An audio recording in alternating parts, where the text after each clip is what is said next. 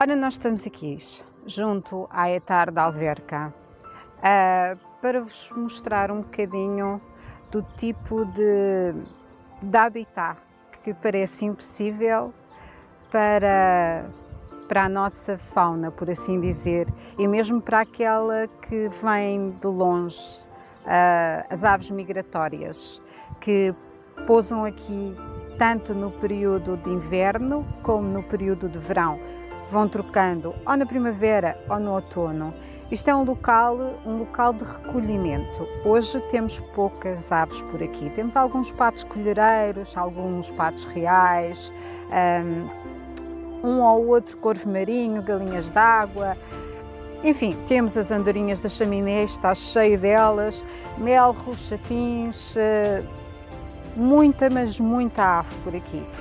Porquê? Por isso mesmo, por aquilo que eu disse, é um local de, apesar de ser humano, não ser uma lagoa natural, ser completamente artificial e estar ligado então a um hectare, a um local de tratamento de águas residuais, tratamento de resíduos humanos, acaba por ser um sítio onde as aves podem refugiar de alguma forma, onde a população não vem propriamente aqui de propósito, a não ser quem venha ver aves, quem venha à procura das chamadas raridades, quem venha fazer birdwatching.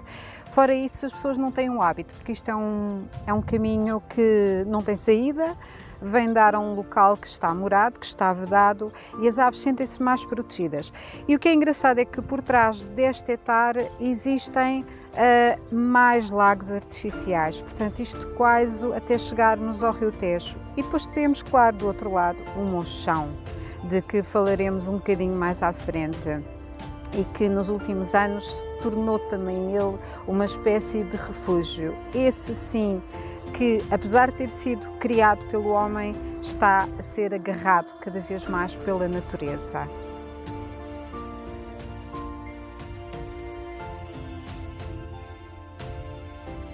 O que é mais assustador? A ideia de extraterrestres em mundos estranhos? Ou a ideia de que em todo este imenso universo nós estamos simplesmente sozinhos? Carl Sagan fez esta pergunta há muitos anos atrás já. Vocês sabem a resposta? Eu sei a minha resposta. Para mim é muito mais assustador imaginar que estamos sozinhos do que imaginar que existe algo para além de toda esta beleza natural à nossa volta.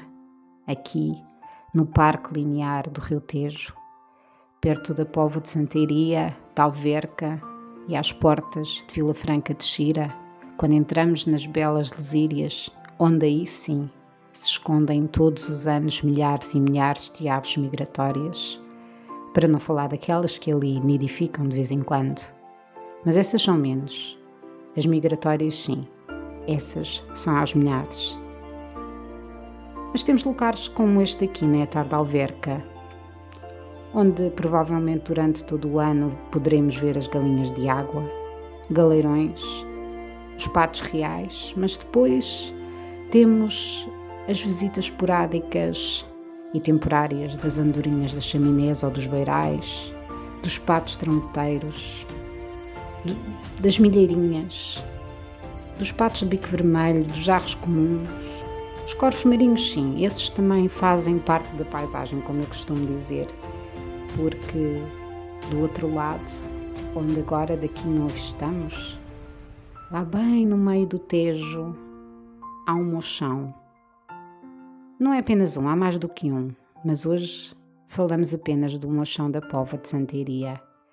O Monchão que neste momento é um enorme santuário de aves. Mas já lá iremos. Isto para dizer que parece que os ditos corvos marinhos já aproveitam as árvores mortas que por lá há, junto ao rio, onde outrora erguiam-se majestosas, para fazerem os seus ninhos. Sim, corvos marinhos já ali nascem de há uns tempos para cá.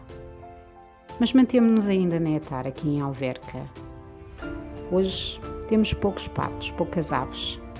Poucas aves não, muitas andorinhas das chaminés principalmente, e uma ou outra dos beirais que juntaram a elas. Patos de bico vermelho são umas quantas dezenas.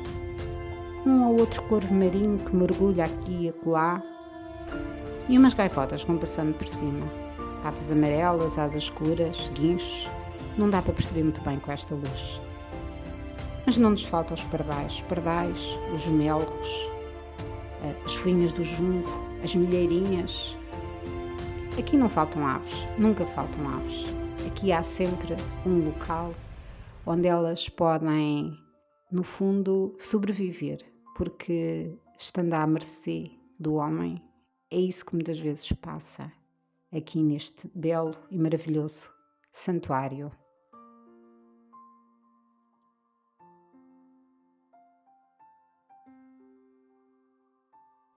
E agora sim, ao longe, do outro lado do rio, temos o Mochão da Póvoa de Santa Iria. Ora, nós estamos na Praia dos Pescadores, junto aos passadiços aqui na Póvoa de Santa Iria, portanto, ao lado do Rio Tejo. Praia dos Pescadores, não entendam como praia, por favor, porque mergulhar aqui é simplesmente perigoso. Estas lamas, como eu já referi num dos meus vídeos das lendas e mitos, não são nada agradáveis. É uma espécie de areia movediça, são extremamente perigosas. Portanto, não estamos do lado do Tejo, num local em que seja fácil ir à água ou pôr os pés na areia, que não existe. Mas sim, estamos na chamada Praia dos Pescadores, um local de veraneio, um local onde as famílias podem vir até aqui para passarem um tempo livre, fazerem piqueniques, brincarem com as crianças.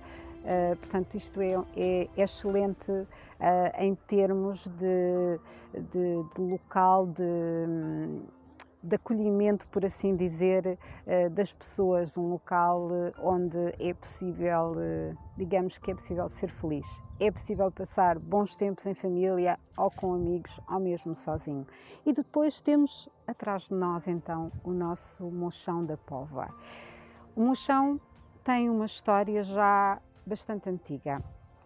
Não é de todo natural, portanto, é criação humana. Foi em tempos local de onde vinha uma água termal, visto que naquela zona do Tejo, portanto, a determinada profundidade, há uma água que foi bastante conhecida já há muito tempo atrás e que era vendida, era engarrafada e era vendida, portanto, porque pela sua qualidade, um pouco para todo o lado.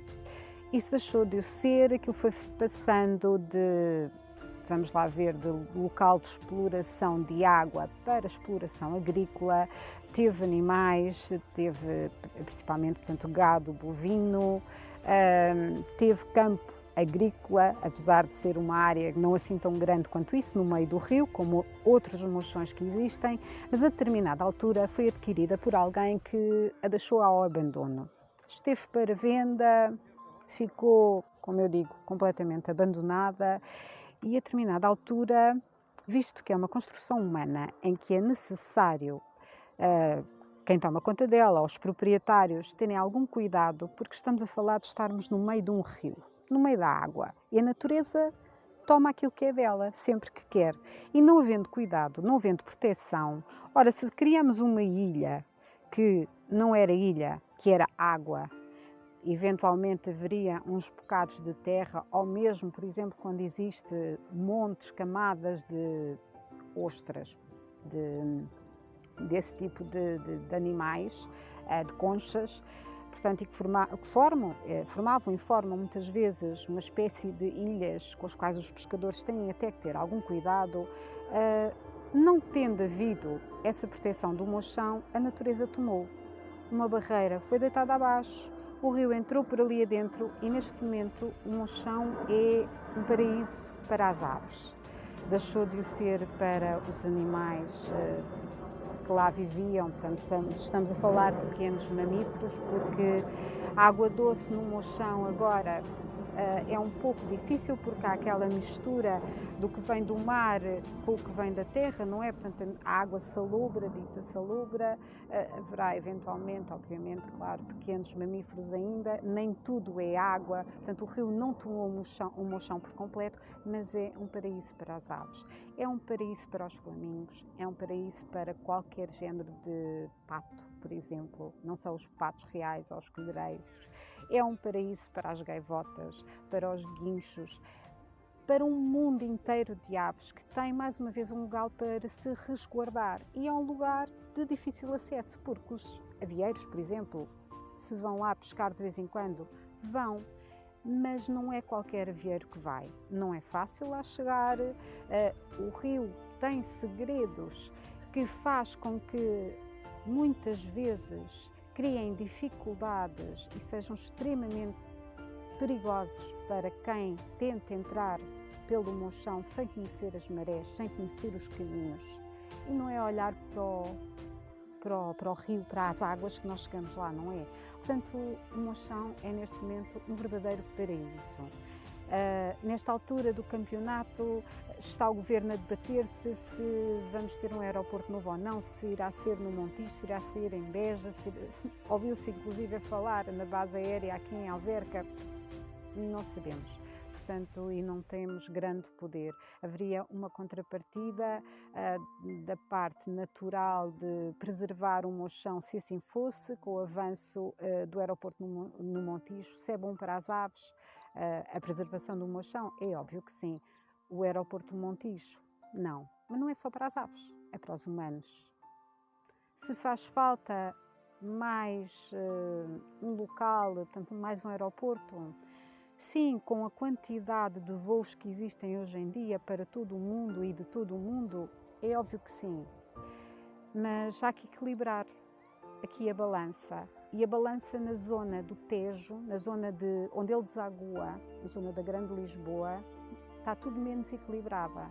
E o único ponto de equilíbrio é esta entrada, a partir da zona, vá lá, do final da antiga Expo, que vem por Loures e que depois sobe rio acima, que vai até às Lasírias. Portanto, essa é a parte que ainda não está virgem, mas que não deixa de ser um santuário para as aves e outros animais.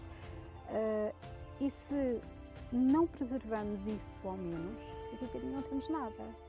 Não temos, porque assim, obviamente, os animais, tal como nós, somos adaptáveis.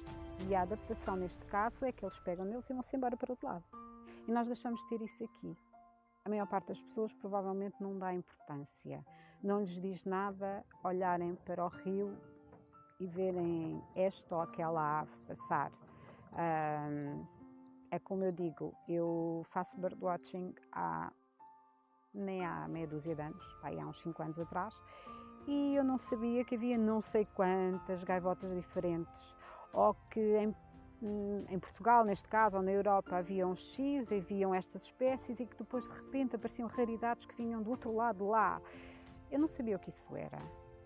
Eu sabia sim identificar algumas espécies de aves, mas tem sido um feito para mim dizer que, hoje em dia já consigo identificar para aí quase 300 aves, pronto. Apesar de que a minha cabeça já é tanta informação que escapam-me os nomes muitas vezes, mas eu sei o que é, pelo menos recordo-me, tenho essa recordação e que se me tiver vou ao eBird ver o que é que lá fiz. Seja como for, estamos aqui para vos falar então um bocadinho daqui deste pequeno, grande santuário e da importância que é preservá-lo, mantê-lo como está, porque é importante. E mais uma vez digo, não é importante para os animais, para a fauna, para a flora, não. É importante para eles sim, mas é muito importante para nós. Infelizmente o poder não está do nosso lado, a propriedade não é minha, não tenho como a comprar. Se tivesse, iria deixá-lo exatamente como está. Eu acho que com o passar dos anos, se ninguém fizer nada, o rio vai tomar aquilo para si.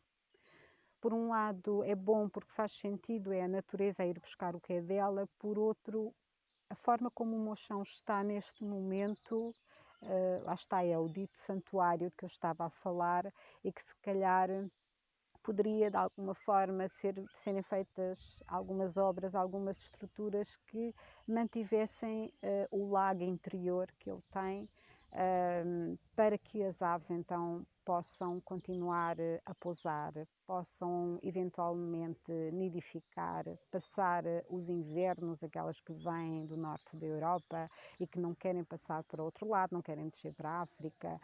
Portanto, mas são tudo ideias. Só que estamos aqui, não é? Pelo menos eu estou aqui para vos dar ideias e partilhar não custa, não é? E não perco nada em vos contar isso, em vos falar da minha opinião e em ter esta nova rubrica no canal em que a ideia é dar-vos a conhecer o milagre da vida. Um bem-aja a todos e até ao próximo vídeo.